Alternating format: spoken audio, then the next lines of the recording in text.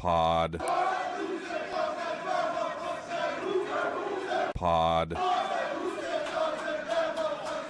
Welcome back, Pod, to another episode of Say Who, Say Pod. He's Danny O'Neil in a sports coat. Again, I'm Christian Caple. The Washington Huskies are 5-2 after Saturday's 24-7 loss at Michigan. We'd started a discussion of fans being in their seats before kickoff, before running into a technical difficulty and starting over here. And Danny was telling a story about one of his friends who is very, very adamant about it, as is everybody who attends games at Michigan Stadium and Ohio Stadium. Is it a Midwest thing? I think it's a cares about football thing. Really? Honestly. I'm trying to think if it was that way when I've gone and seen games in the SEC. I will say, I mean, there was a period of time there where Nick Saban was kind of like getting after the students for leaving early. Yes. So I know keeping the stadium full throughout a game can be a challenge, even it's like some of the blue bloods. Not the ones Washington's played at the last couple of years, I can tell you that. It's pretty impressive when the whole thing's packed when the game starts. And Washington's never had the most diligent kickoff attendance. I think sometimes it gets a little bit blown out of proportion. I do have, and he was one of the group, one of the guys, he was one of my college roommates in the season ticket group. It was his thing to always be there when it started, and he would try and shame us because there have been times where I've not been in my seat when the game kicked off. Perhaps there was a few barley pops that needed to be consumed before I made my way in. But it also kind of annoyed me how much of a stickler he was about it. That it was like his branding was, I'm the one that's always here when the game starts. Like, yeah, it's like having perfect attendance in grade school. That means something.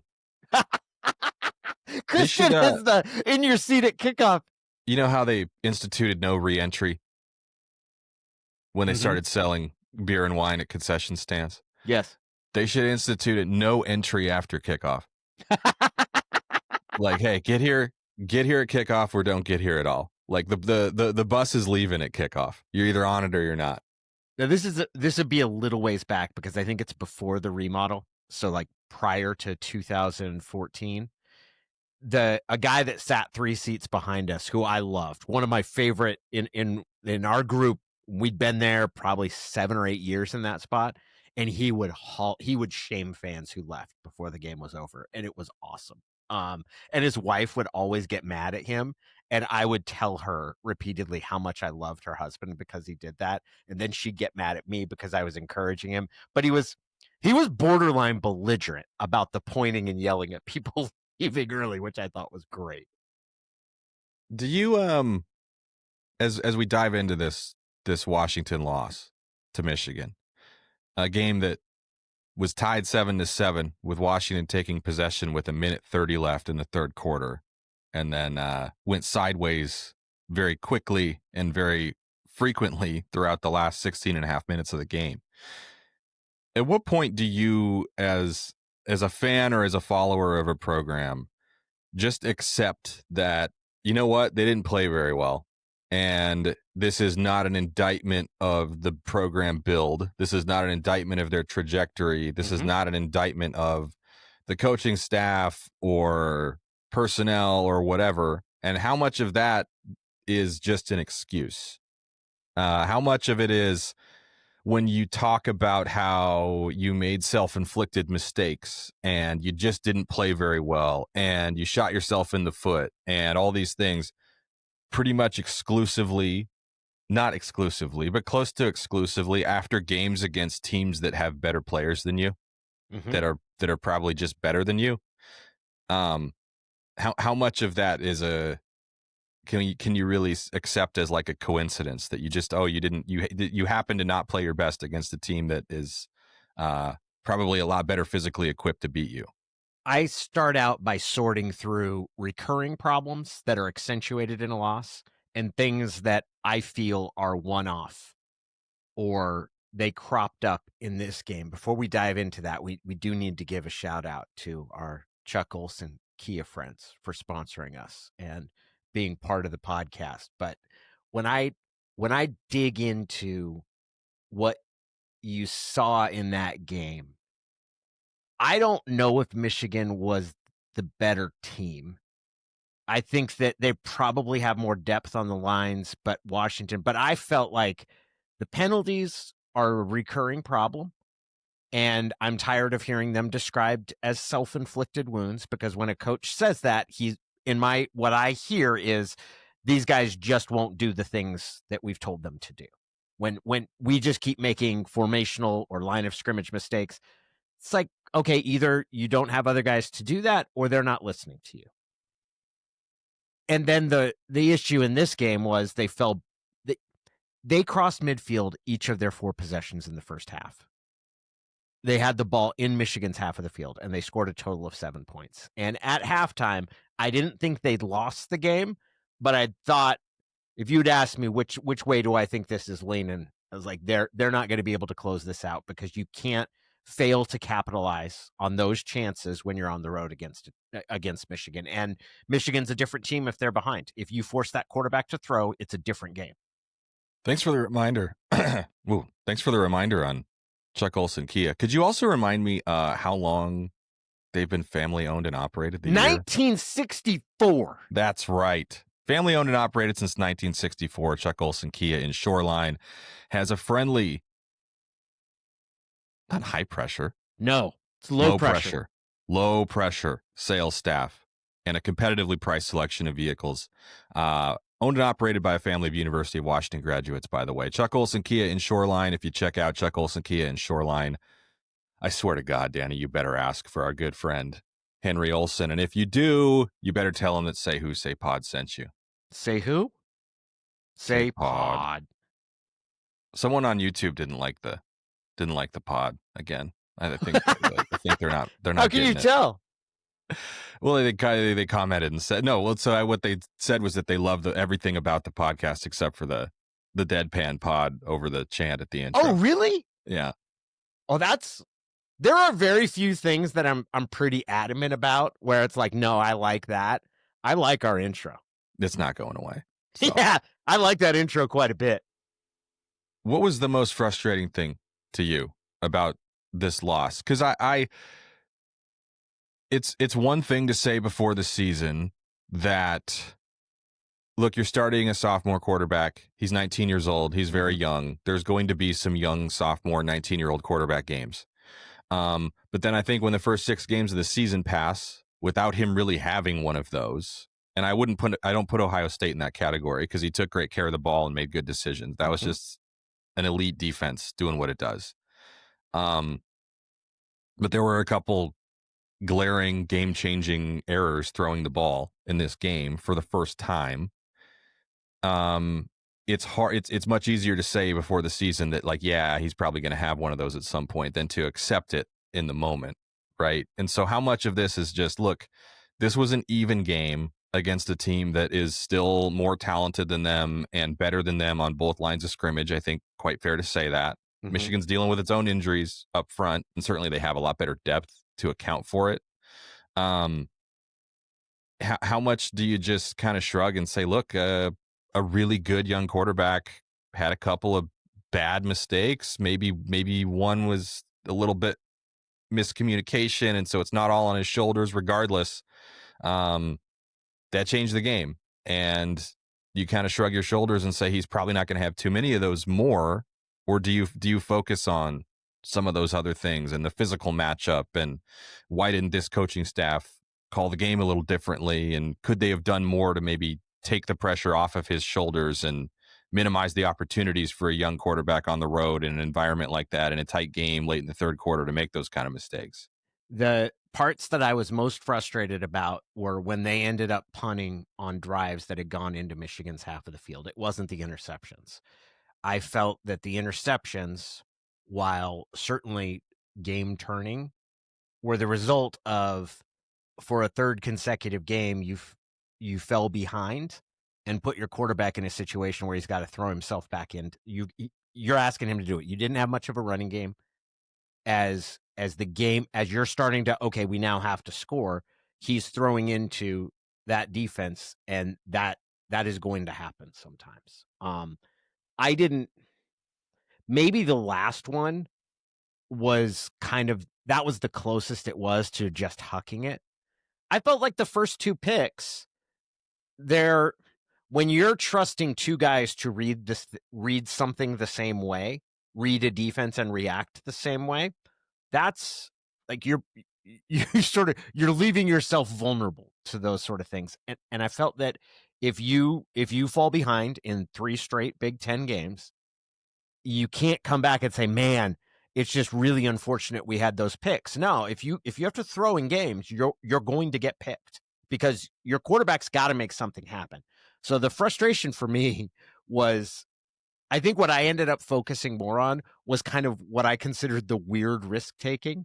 I don't understand why you go for it on 4th down in your own back third of the field, but you don't even consider putting yourself in position for trying to go for it on 4th down in the first half when you're in their half. I felt that that sort of risk taking, it was a little inbound. I think that they should have put more pressure on themselves to and had a better plan for how to capitalize on their field position in the first half, and I don't think they did.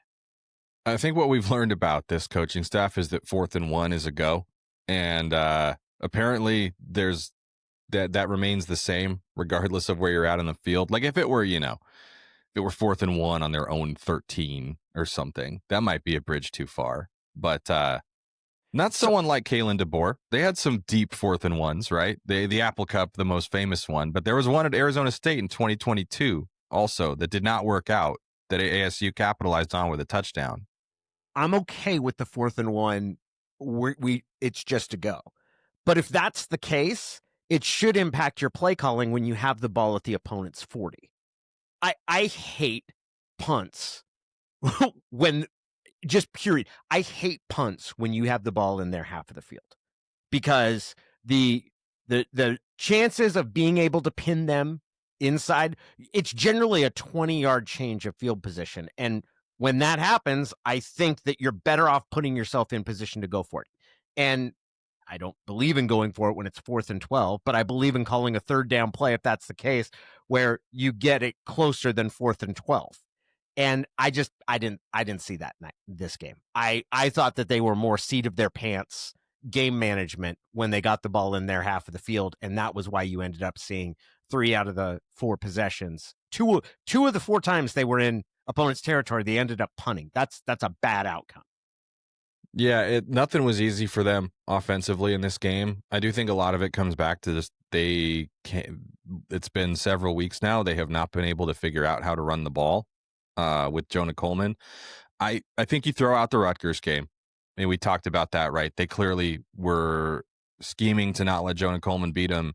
That left open quite a bit of opportunity for DeMond Williams Jr. in the design run game, especially in some of those zone reads, to pull the ball and keep it. And, I don't think you quibble a whole lot with Washington's offensive plan or execution in a game where they piled up 579 yards of total offense. You'd probably like to see some more points than 38 in a game like that where they wound up averaging 10 yards per play, especially in light of what Oregon did to Rutgers over the weekend, by the way. Well, they were taking out some frustrations that they may feel about what Indiana did to them. Yeah, that was like, do you ever see the memes of like just blowing off some steam of someone who logs on to a video game after their team loses and fires up a video game against the same team and just piles up a ton of yards and points and everything. Yes. There was maybe some of that, but I came away feeling like Michigan is just better than them still. But also like, this is a team you beat by 10 points at home last year. And things have changed. I think Bryce Underwood is a far more capable quarterback than anybody that Michigan had on its roster last year. But like we talked about going into it, they're also not putting a ton on his shoulders. And that was a criticism I saw too, that look at how Michigan manages a game with a true freshman quarterback who is still kind of feeling his way through the college game. He had his average depth of target in this game was like less than 5 yards. Yes. I mean, they were not throwing them. They're not asking him to make a bunch of hero throws, right? Washington's approach with DeMond Williams Jr. is very different. And like, I think that's fine if you think you've got your guy, right? But this, like, the way the fourth quarter played out kind of felt like it made the contrast of styles and the contrast of like how you approach game management with a young quarterback stand out quite a bit. And I think a valid criticism was that Damon Williams Jr. has thrown a bad interception deep in Washington territory that Michigan immediately turns into a touchdown. Okay, they go up 14-7, and now Damon Williams Jr. in your offense has to go right back out there. Mm-hmm. And immediately he bites off 17 yards, 16 yards. Mm-hmm. 2 long completions, you're moving it down the field, and they're kind of going tempo. And then he throws an interception expecting Decker DeGraff to sit down. He doesn't. He continues the route. Didn't get great clarity on like whose fault that was, and I don't think it really matters. Clearly, tight end thought he was doing one thing, Yes. quarterback thought he was going to do something different. I saw some criticism of like why rush things there? Why start calling offense like it's a 4-minute situation? You're down by 1 score with a whole quarter to play. It seemed a little rushed when that seemed like a moment to maybe try to calm Damon Williams Jr. down a little bit. But then it kind of goes back to what we talked about. You can't really run the ball. So what else do you turn to there? You'd love to be able to turn to Jonah Coleman. You'd love to be able to lean on your running game. Like, this is a 1-score game with a quarter to play. You can run whatever you want to put together a scoring drive. Clock is not even close to being a factor. All you need is a touchdown to tie the game.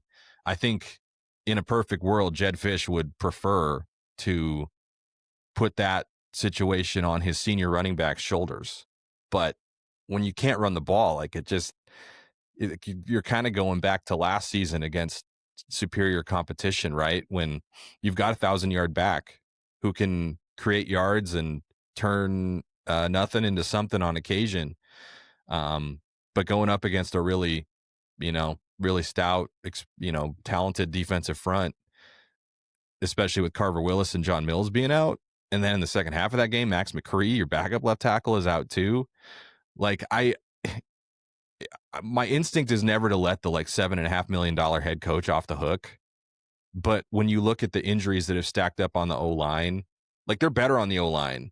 Like, they have more talent 1 through 16 or whatever, more promise 1 through 16 in their O-line room than they did a year ago.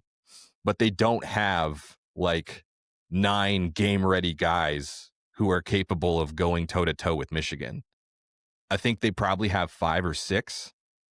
And when 2 of the best ones are out, like, that's what's missing right now. That's where you can exploit this kind of in progress O-line build that is going on with them. Where, like, I think they're on the right track. I think that they're much better. They're putting a much better starting 5 out there, and a couple of those guys are young enough that you can even be excited about their progression in 26 and beyond for some of them.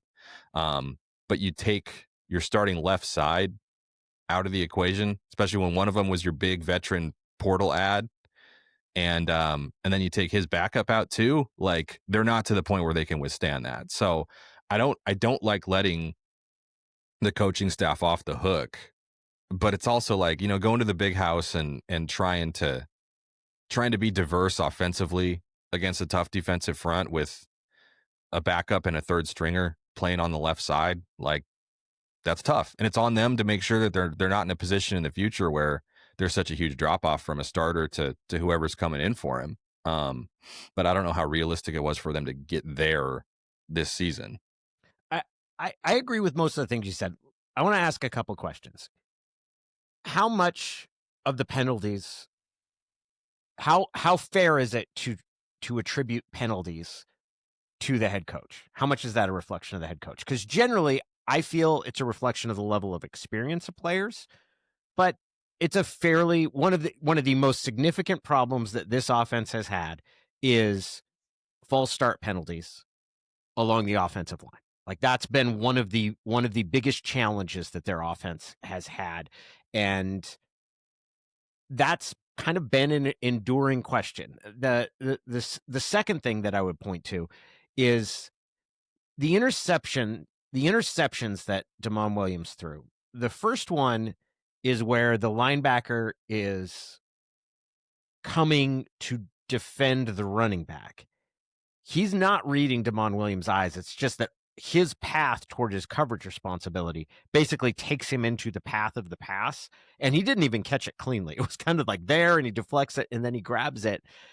And then the second one is two players not on the same page. And I kind of agree with the way you look at it of who's responsible for that. It doesn't ultimately, like, that doesn't really matter because it's two guys who read a situation differently. And when you're asking players, especially college players, to make those in-play reads, sometimes that's going to happen. I don't look at either one of those as a reflection of, oh, they had put too much on Damon. It's just that, man, like, asking to play error-free or not have any bad things happen, that's a big ask, especially against a defense that, while they were missing a couple safeties, Michigan is a pretty physical defense. So I guess those would be the, how do we, because I don't think that this was a game that Washington mismanaged per se, but I also feel like they had themselves in position to take a lead in the first half.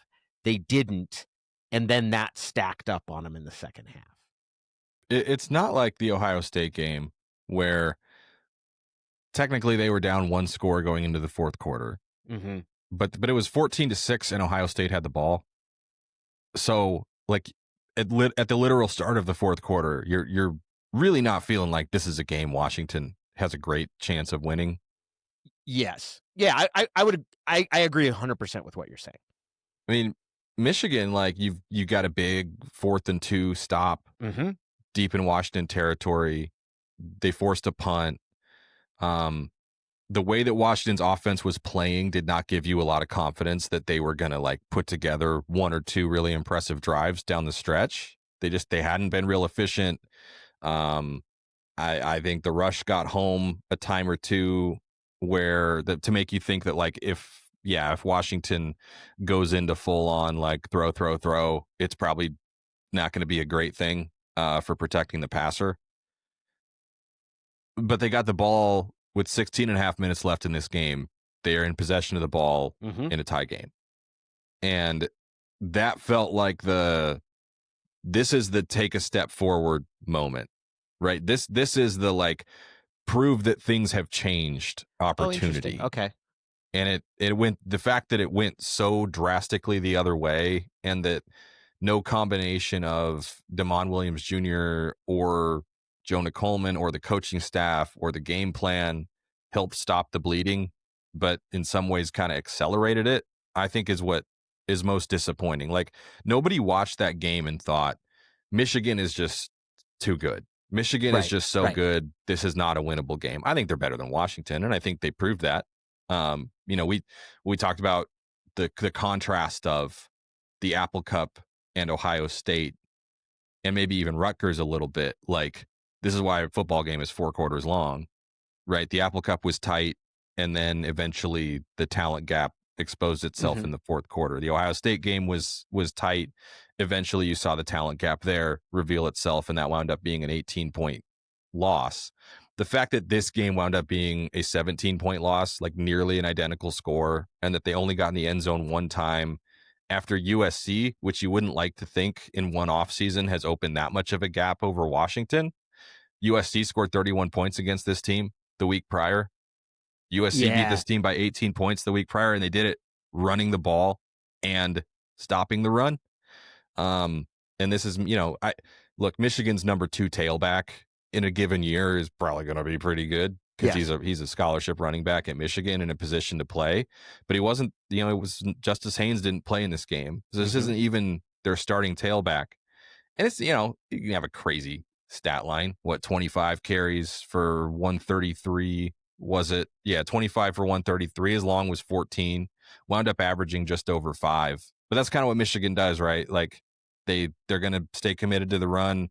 They're going to grind you down. They're going to lean on you. And probably in the fourth quarter is when it's going to be toughest to stop them because of that physical difference. So I think this felt like a winnable game going in. I picked Yeah. Michigan, but I thought it would be tight into the fourth quarter. And as we're sitting there late third, I'm thinking, hey, this is a football game. Maybe didn't play out exactly the way you thought it would, but the fact that this is a tie game here late in the third, this is kind of what people anticipated. And I don't know, like you're still waiting for Jedd Fisch's team to win a game it shouldn't win, right? Yeah, that is 100% true. And I don't know if this one would have come closer to that category than anything previously, but I'm not sure. Let me try this sort of framing on. Last year, there were a couple games where Washington's was just clearly the inferior team. Certainly Penn State and Oregon, but I'd even include the games against Indiana in the second half against Iowa, where you just saw a very clear cut edge. Let's throw the Iowa game out of there because it was just a half. This year in the game against Ohio State, you saw that, okay, Washington, you can't just roll the ball out there if you're a top ranked team and roll over Washington. Like it was, I don't know how much they pushed Ohio State, but they didn't fold over for the Buckeyes. They didn't fold over. This game was a winnable game that they're just not quite over the hump with yet. They're not quite, they had an opportunity and couldn't close it out. And that's different than the other losses we've seen. That does, and I don't think Michigan is as good as Ohio State, certainly, or is even necessarily one of the top 2 or 3 teams in the conference. But it was a good team that's playing at home, and Washington put itself in position to win it, and it didn't go that way in the final 16 minutes. And I don't think that that's an overall condemnation of the direction of the program. It's just they're not there yet. The other thing, and I don't know how you evaluate the running game without looking at you're missing your left tackle and your left guard. I don't know if it's possible to do that right now and say, hey, the running game, because the running game has stalled out, but that's also due to 2 pretty significant injuries. Yeah, and I don't know. I like I said, I don't like to excuse the guys making the most money, but at a certain point, like you do need to accept reality.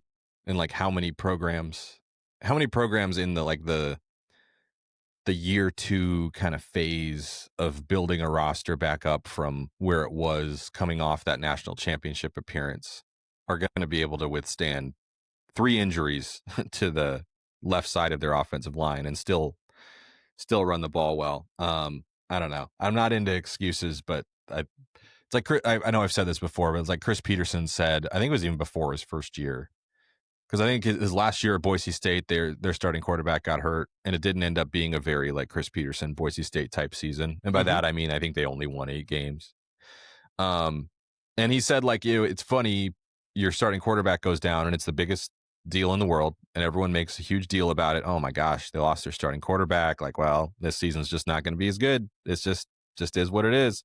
And once you play your very next game and things are not as good, that's no longer the mindset. Yeah. It's just, what's wrong with them? Why can't they do anything right? What is this? It's like, well, you guys just spent all week talking about like how terrible we were going to be now that we lost our starting quarterback. And you don't, once you actually see the product not be as good as it was before, you don't care why now. You just want it to be better. So are people pissed at Jedd right now? I think, well, you know how it is after any loss, right? Yeah. I think there was a lot of frustration around, and the penalties still being an issue. I do think like these operational errors offensively are particularly disappointing in year 2 of a coaching staff. But at the same time, it's like you said, every player on offense knows they're not supposed to jump early. They all know they're not supposed to commit false starts. The coaching staff is not telling them in meetings like, hey, if you guys jump a couple times a game, that's fine. And if you do it in third and manageable, that's fine. And if you do it in the red zone, like, no big deal. We'll just get those. That's what I to your point, I agree with you. Like, how responsible do you hold a coaching staff for a team that is just committing procedure penalties that they don't want to commit. They know they're not supposed to. Like, what's the answer to that? Is it just more reps? Is it more like we're going to make a false start the most punished act in our program? We're going to reinforce that, like, this is so not okay that, like, this will get you in the most trouble as far as like having to do push-ups or run gassers or whatever. I don't know. So my answer to that is you make things simpler. You have fewer formations, you have fewer personnel packages. It does not strike me that that's something that Jedd Fisch is willing to consider. We run what we run. The second part of making it so punishable, the only way that works is if you've got such a deep roster that you can actually bench offensive linemen. This roster is not deep enough in which you could take an offensive lineman, impact his playing time. And even then, I'm not sure how much. There's only so hard that a player is going to play for you if they're doing it out of fear. Like, I do believe in that part of it, that threats sound great, but they're generally what fans like to hear as opposed to what actually happens. I think my answer is do less stuff. Like, you're continuing to get these penalties, do less stuff. I don't expect Jedd to be very receptive to that. And sort of from his perspective, I could see that because they're not able to run the ball right now. So simplifying an offense doesn't tend to, that would only exacerbate that issue. Yeah, the snap issues are another thing. Yeah, what's going on? I'm a little surprised to see that still showing up, and that's something from this game that maybe kind of gets overlooked because they had thrown the 2 interceptions and Michigan had scored the 2 touchdowns. And now Washington has it, and at this point the game feels very much over. Like, the odds of them scoring 2 more touchdowns here are pretty slim. Yeah, but it's you've got to score a touchdown on this possession to even have a chance. Yeah, and they run it twice with Jonah Coleman and get to a 3rd and 1, and they're obviously going to run it with him again. And Damon Williams Jr. is not expecting the snap from Landon Hatchett. It hits him up high. He corrals it and hands it to Jonah Coleman, but the play is blown up. The timing's off. Maybe they would have crashed that thing anyway. It is amazing how well that play was executed, given that the quarterback and the running back did not expect the ball then. Like, it's a miracle that they made it look as good as it did, because when you saw it on replay, you're like, I don't know how that wasn't just an abject disaster. And then the next play is a sack fumble. Yeah. So, and you know, you're hoping to not have to throw the ball there. You're hoping that 3rd and 1, you hand it to your star running back and you convert and you keep going and you don't get to a 4th and did it end up being 4th and 4? Yep. You know, a situation where you simply cannot run the ball and the superior defensive front knows that you have to throw it, and 4th and 3 it was. Damon gets sacked, fumbles. That was not actually a turnover because Decker DeGraff recovered that fumble. It's just a turnover on downs, so it's not statted as a turnover, but it effectively is. Helping our turnover margin. Yeah. You've lost 15 yards on the play, and Michigan now has the ball at the Washington 17-yard line. They did hold them to a field goal there, so I guess that was a win. But yeah, I do kind of just lean toward, the more I think about it, it's 2 things, right? It's they got to build their O-line depth. And along with that, and I think we already kind of knew this, like their defensive front just is not disruptive at all. Mm-hmm. TFLs are so few and far between. They got Zach Durfee back for this game, which is a plus. It's sooner than I expected him back. He only wound up missing 2 games, 2.5, I guess, if you count the game he came out against Ohio State. But the pass rush is still not really there. Again, this is an opponent that is not asking its quarterback to take deep drops and stand back there and stand back there and stand back there. They're getting the ball out quickly. It's a pretty simple passing game that was very effective against Washington, especially going to the tight ends. Had a real hard time covering them. Ryan Walters talked about that a little bit on Tuesday, that like Michigan's top 2 tight ends were out, and so they really didn't want to let their receivers beat them, and that maybe took some attention off of the tight ends, who they just went ahead and kept throwing the ball to anyway. And those guys look pretty good to me also. Probably not surprising that Michigan's got more than 2 really good tight ends. Speaking of tight ends, that's another thing. We can talk about the offensive line. Quentin Moore is basically a part of that offensive line when they're running the ball. And so you take him off the field, and now, talking about the run game and not taking advantage of running situations or being able to lean on Jonah Coleman, that's a factor too, right? Like, that is not Decker DeGraff's bag. He's a sophomore. I think he'll get better. It's a part of his game that he's said that, he really wants to perfect and work on and be great at everything. But you can't ask Decker DeGraff to be part of your run game down in, down out like you can Quentin Moore. And it's not like Quentin Moore was playing like a ton, but there were certain packages like Jedd Fisch has talked about, really liking the combo block with him and Drew as a party on the right side. And now you've totally lost that. And you have Cade Eldridge is out for the season. So you have one tight end who plays, basically, and you're going to ask him now to do everything. And, you can get Zach Henning involved, which they did. I think you'll probably see that going forward if Quentin Moore is out, which, like, by the way, kind of miraculous. Sounds like that's not considered like a real serious injury. They expect to get him back, if not this week, then probably for the next game. So that's really good news relative to what that looked like on Saturday. But their injuries are revealing how tenuous their depth is at key positions still. And maybe that's to be expected in year 2.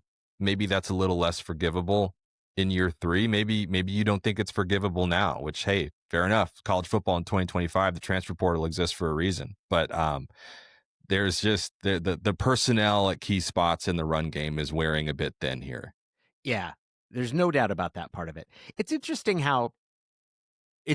the perspective that fans can take. And I'm of the opinion that there's no right way to fan or to believe. The question of acceptability is generally not how I view a team or a roster. Is it acceptable in year 2? It's the situation that they were handed. I think that their offensive line is better than it was a year ago, but they don't have the depth that you might expect at a program like Washington. But some of that is definitely due to the circumstances of how Jedd Fisch became coach, the timing of it, and the wholesale departure of the offensive line. That is as extreme a situation as I've ever seen in college football. And if you say 2 years later, hey, they're better, but they don't have the depth, I don't find that sort of evidence of neglect, or like, I can see how that has happened. It is clearly something that they need to work on. And by the way, I think they should be getting better because they've kept guys in the program and have been developing. So I generally don't use that sort of criteria of it should be deeper. Well, it isn't. And I think I can understand the reasons why.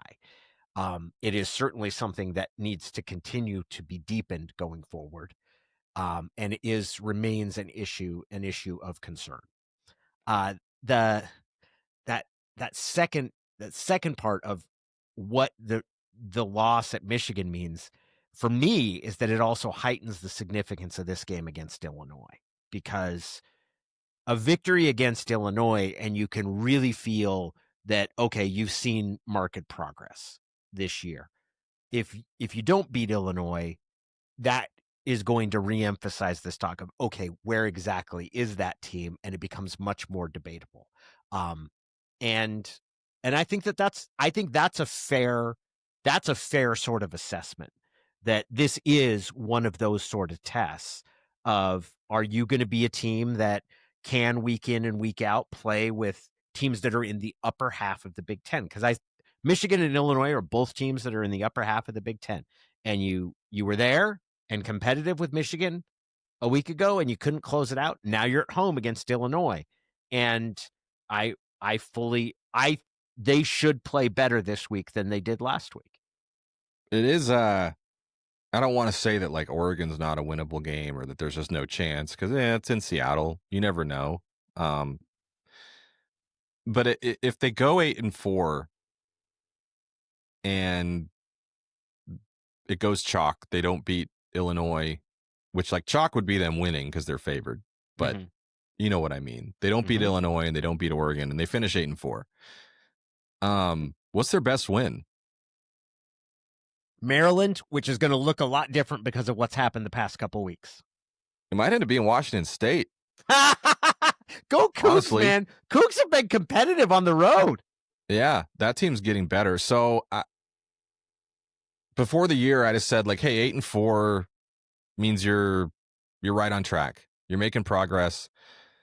But if it's 8-4 and the 8 are Colorado State, UC Davis, Washington State, Maryland, Rutgers, Wisconsin in its current state, Purdue and UCLA,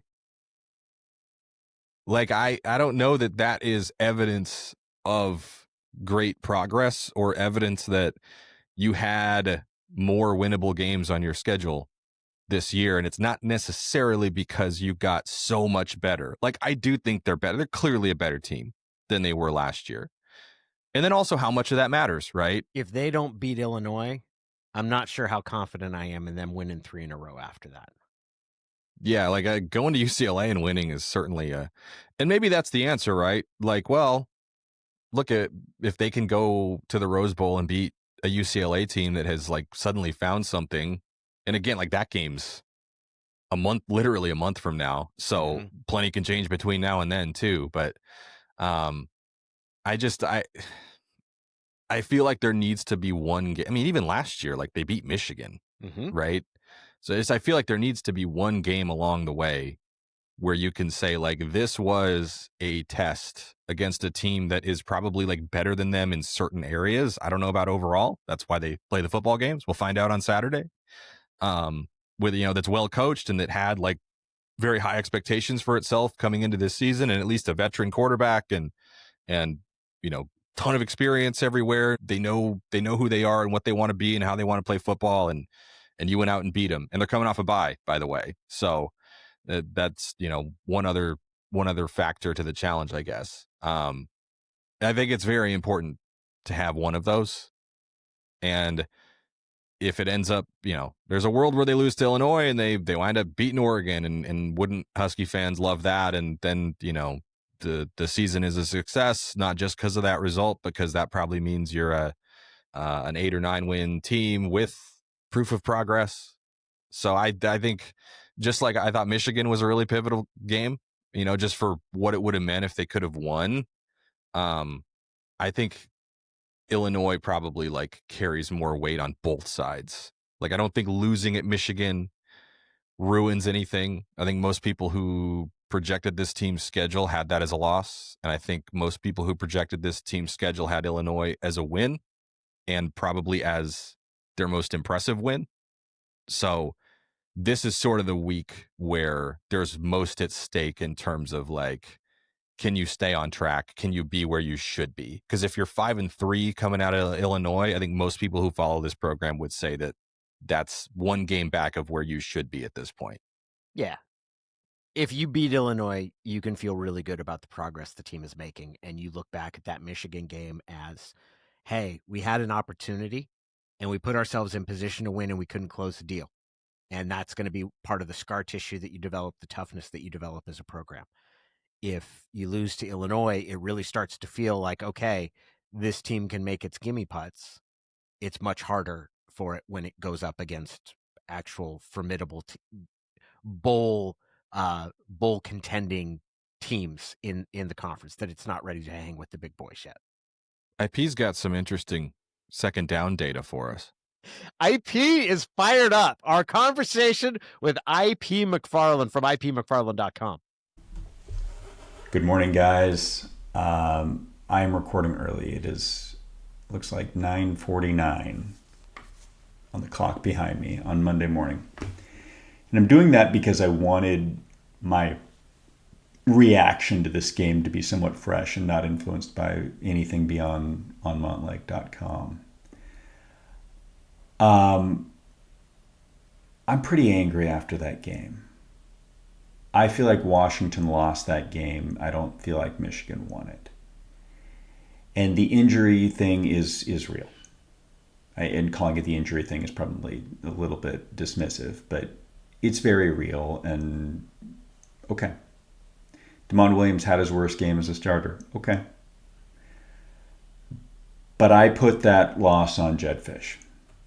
Even with those factors, I think at least in the starting 22, Washington is a better team than Michigan. Yeah, Michigan's depth on the lines is clearly better, but I don't think that was the deciding factor in the game, except that Fisch made it that. The losses last year in the Apple Cup and Rutgers, I don't really put on them. I mean, that was the equivalent of trying to build IKEA furniture without the instructions. The roster was in disarray, and it was going to be in disarray. The loss on Saturday, it felt like a lack of proper aggression. I've heard Mario Bailey and some other guy, former Times reporter Danny something, use the word cute to describe Jedd Fisch sometimes. I would call it too NFL-y. I think he's obsessed with keeping it close until the fourth quarter and then trying to win it there. When in college football, the best teams don't do that. The best teams look at opportunities to take an aggressive shot and take them. And it's not that he's not aggressive. He's just aggressive in the wrong places. The fourth down call with the Coleman run, he slipped into the first down. That was nuts. The going hurry up after the first interception when Damon's brain is going 30,000 miles per hour, that put Washington at a disadvantage, not Michigan. That interception was inevitable. Some of the more traditional places you can get aggressive, he's just not doing. Second and short in particular is driving me nuts. These are the second and shorts in the Big Ten season this year. Ohio State, 2nd and 2, Jonah Coleman run. 2nd and 3, Damon Williams designed run. 2nd and 1, Jonah Coleman run. Maryland, 2nd and 2, crazy man. That was an 8-yard pass. 2nd and 3, Jonah Coleman run. 2nd and 2, Jonah Coleman run. 2nd and 2, Damon Williams screen pass to Muhammad for 5 yards. 2nd and 1, Damon Williams designed run. 2nd and 2, Jonah Coleman run. Rutgers, 2nd and 3, Jonah Coleman run. 2nd and 1, Jonah Coleman run. Michigan, 2nd and 2, Jonah Coleman run. Michigan, 2nd and 3, Jonah Coleman run. There were some reads in there, I'm sure, and okay. But Washington is 121st in quality drive rate, according to dear friend and family member of this podcast, Parker Fleming. Is he too NFL-y to win week in and week out? Or is this just some other thing that is going on? Because what I saw, I mean, I'm not going to argue play calling, but like play selection and just general pacing of the game on Saturday, I thought was an utter disaster. I wish you both a good week. Go Dogs. I love the image that I had of Ian rifling through play-by-play stats. There's another one where they're just running on 2nd and short. I absolutely love that part. Has it occurred to you watching games that they are either too predictable on 2nd and short and or not aggressive enough, not looking often enough to exploit that situation as an explosive opportunity? No, it had not. It is something I will monitor. My bigger complaint from Saturday's game was in the first half. I felt that, especially after they crossed midfield, they started throwing everything at least to the sticks instead of they weren't able to run the ball, and that created a situation where they started looking for bigger chunks instead of trying to find more incremental solutions. But that's also really small. We're talking about, I mean, there were a total of 4 drives, one of which scored a touchdown, one of which resulted in a missed field goal, and you also had false starts that submarined the 2 drives that ended in punts. I could see a little bit of that. I mean, I am going to watch for it. I feel that what Fisch wants is tempo, and that he feels that they do get into a rhythm when they start going fast. And I see some of the second and short runs fitting into that. All right, we've got a very manageable second down. Let's move the sticks. Let's get it going. Let's accelerate the tempo. I feel like the tempo has worked for them. I don't have any complaints about that. In general, the offense has been good, great, maybe less powerful in the Big Ten, but that's to be expected. Yeah, my objections to Fisch don't relate to. I'm going to keep an eye on that, but that's not something that had occurred to me before. I felt like he's too NFL-y. It's interesting data, and I appreciate IP for putting it together and noticing it. It definitely suggests that Jedd Fisch, as a play caller, sees second and short as an opportunity to move the sticks. Yes. More so than an opportunity to try to exploit the defense for an explosive. He wants explosives. Mm-hmm. I mean, the offense is kind of predicated around, right, getting explosives off of play action, and certainly second and short feels like an explosive play action opportunity. I just, generally speaking, I feel like their shot plays, their go routes, some of the deep throws that they build off play action, feels like it's dictated more by a certain look defensively than it is by down and distance. And I think if you're kind of, like it's going to be a slog running the ball in this game, when you get your second and 2 opportunities, that's probably when you want to try to get the running game going, rather than, like he talks about, and they've been great on first down. And Jedd Fisch talks about, like, it's very important to them to be a really good first down offense to keep them out of third and long. Yes. And they have been gaining the majority of their yardage on first down plays.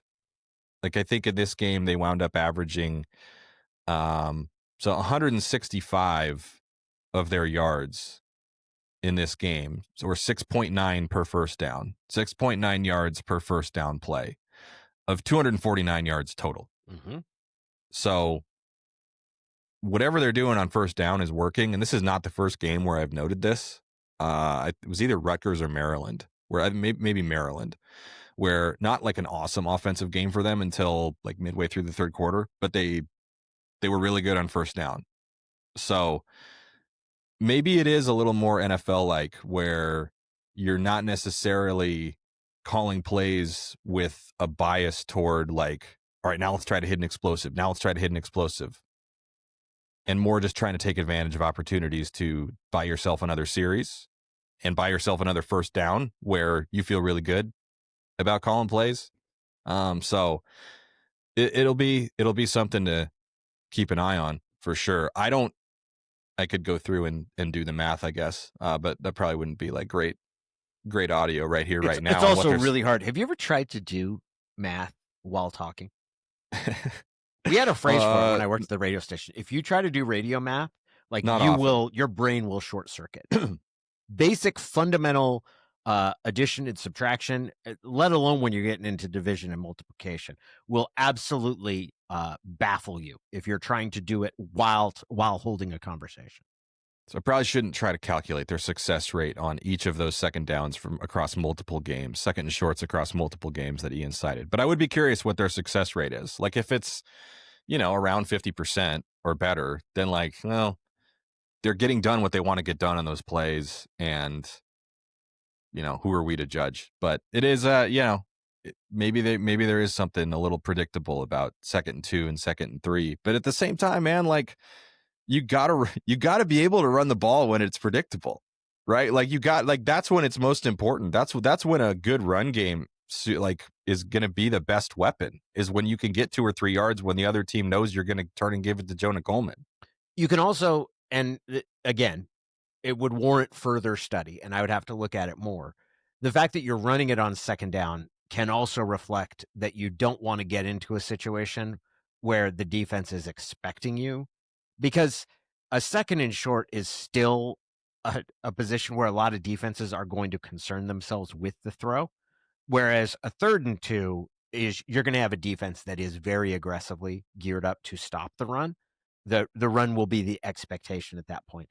And Jedd might want to keep Washington out of that situation, which, given the injuries, certainly that they now have along the offensive line, is understandable. If that you don't want to be going heads up against Michigan at a 3rd and 2 and feeling that that's an advantage for you running the ball.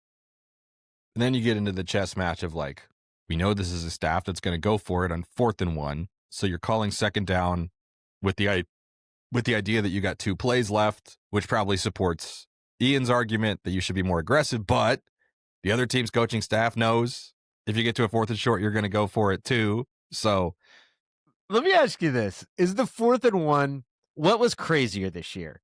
The fake field goal against Ohio State, or the 4th and 1 deep in your own end against Michigan? The fake field goal. Yeah. The fake getting and that's because of how bad it looked, right? Of just like when you saw it, 14. You're like, how was that ever going to work? Getting 14 yards on a fake field goal, I think is a bit of a bigger ask than asking Jonah Coleman to get 1 yard. 1 yard when you're down in your own. I don't hate the 4th and 1 riverboat gambler. Like I don't think I'd have the constitution to do it, but I've also decided like I'm not going to rip a coach for doing it either, because I generally think that the reason not to do it, the biggest reason not most coaches don't do it, is because of the criticism that will result if you don't get it. And I think fearing criticism is the worst. If you've got a coach that is trying to avoid criticism, that's the worst thing. I respect it. I respect that part of, I don't care. We should be able to get 4th and 1. Yeah, I'm pretty much always gonna lean toward keeping the offense on the field.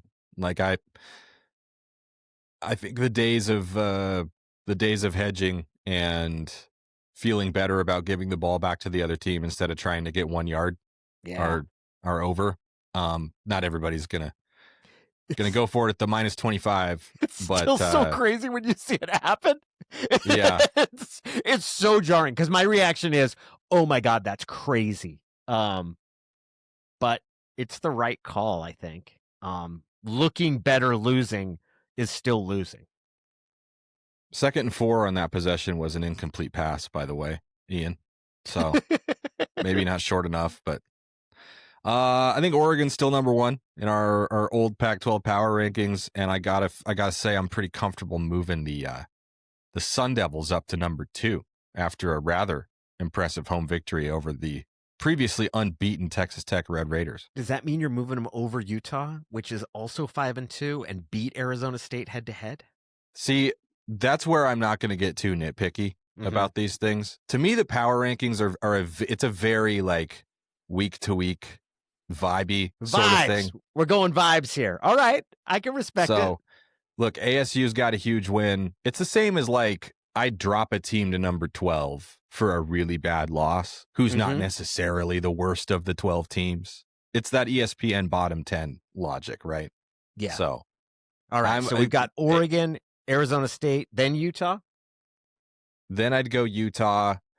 Although I don't know. I mean, look, I feel like we both had USC ahead of Utah last week. Yeah, right? man. You can't. USC has to be below Utah. When you get your ass kicked, and your coach screams in the post-game press conference, that might warrant them being moved down below Washington, even though Washington just lost to a team that USC beat. Lincoln Riley looks like a wuss. Giant wuss. Especially when you know he's trying to get out of that series. Yeah. But, big rivalry loss by Utah. Their teams both lost rivalry games. Okay. Is BYU better than Notre Dame? Utah's got to be ahead of USC. I've got Okay. Oregon, ASU, Utah, USC, Washington. I think that's fair, and I would keep USC ahead of Washington for sure. I Next guess in just my on its face, like a 10-point loss at Notre Dame is not like the most unimpressive thing. Yeah, they got smoked though. Did you watch any of that game? I did. I watched. Saw the fumble on the. It was a great game until the attempted receiver pass. Back Riley and forth. out. Stupid call. Plays. Stupid call. It's a mess after that. I guess I'm going Cal though. They're 5-2, and like they have not been playing well. And I don't know that any narrow win over this Bill Belichick North Carolina team is all that impressive. But I've got UCLA next above Cal. They've won okay, 3 that's in a fair. The records are different, but they are on fire. They're absolutely on. They're going to be the big new kickoff this week.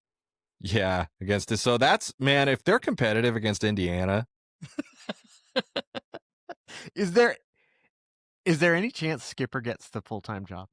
Yeah, there's a lot of talk about this, and I think people are kind of pointing to this week's game in particular as like, okay, I don't think they need to win, but like if this is a game and they look like they go from losing by 3 scores at home to New Mexico, and this guy, what did they played 4 games? I think that the Northwestern game was his first and they lost, and then now they've won 3 straight. Like if this guy has them going toe to toe with an undefeated top 5 team, like I would say just based on the fact that like you hired an alum last time and it didn't go well, like this, it sort of goes in the same bucket if you hire the interim guy, just because like they put together, but then a lot of people wanted USC to do the same thing with Ed Orgeron, and Ed goes to LSU and wins a tie. Like, so I don't know. Like my gut would say there's just no way. Yeah. Like there's just no way that with the situation they've been in, they could justify promoting the interim coach, but they might be getting to a point where there's no way they can justify not doing it. I don't know. Yeah. I'm not moving them past Cal just because like I do want to honor the 5-2 of it for Cal. But I'll go UCLA number 7. Then do you have Arizona, Colorado? Arizona's 4-3. Colorado and Stanford are both 3-4. The Cardinal just beat Florida State. Yeah. I'm going to go Arizona, Stanford, Colorado. Okay. And then we get to the bottom, and then it's Cougs, Beavs. Beavs get a win. Yeah, I'm actually... I would move the Cougs ahead of Colorado, except Colorado just beat Iowa State. Yeah. I want to. Yeah, I do too. Cougs have been competitive. Like it gets into how important is just any old win versus like who's done something more impressive than what Wazoo has the last 2 weeks, going to play at Ole Miss and at Virginia and being as competitive in both. But there also is the element of having to punish a team for losing on a safety. Like, and did you see what happened? Yes. I mean, the self-inflicted, like, wrong guy called a fair catch on the kickoff, so it's not a touchback. It's you got to take over actually at the 2 or the 1, and then you run out of the shotgun on 3rd and long, just trying to avoid a safety so you can punt, and you lose on not a walk-off safety, but the decisive score was a safety. Like, I guess we do have to punish them for that. It is because I really admire the Cougs' progress this season, and because it looks so bad against North Texas, I have refrained from any cracks about the way that game ended. Yeah, it's hard, right? Because like they're a huge dog the second week in a row, going across the country to play, and they hung in there. They just hung in. I mean, they had a chance to win the game. So ranked Virginia's 18 in that game. So I don't know. I guess like Colorado has a better win than Washington State has. We could put them over Arizona. Arizona hasn't beaten anybody. True. I'm going to put them over Arizona. Okay, that's fair. We got Wazoo 10, Arizona 11, Oregon State. The Beavs get off the schneid, but are still in the bottom. I'd like to give them an honorary bump up for finally winning a game, but no, not against Lafayette. Nope. Not justified. Thanks to anybody listening anywhere. Thanks to Thanks to everyone those. listening everywhere. Yeah, that too. Thanks to everybody watching on YouTube. If you wouldn't mind rating and reviewing the podcast on your platform of choice, though Apple would help us out. Click like and leave a comment if you want to help people find the show, spread the good word of Say Who Say Pod. Have you been out to a game yet this year? I have not. Are you going to make it to one? I believe so. We'll see. It's going to be a little dicey, but I believe I will.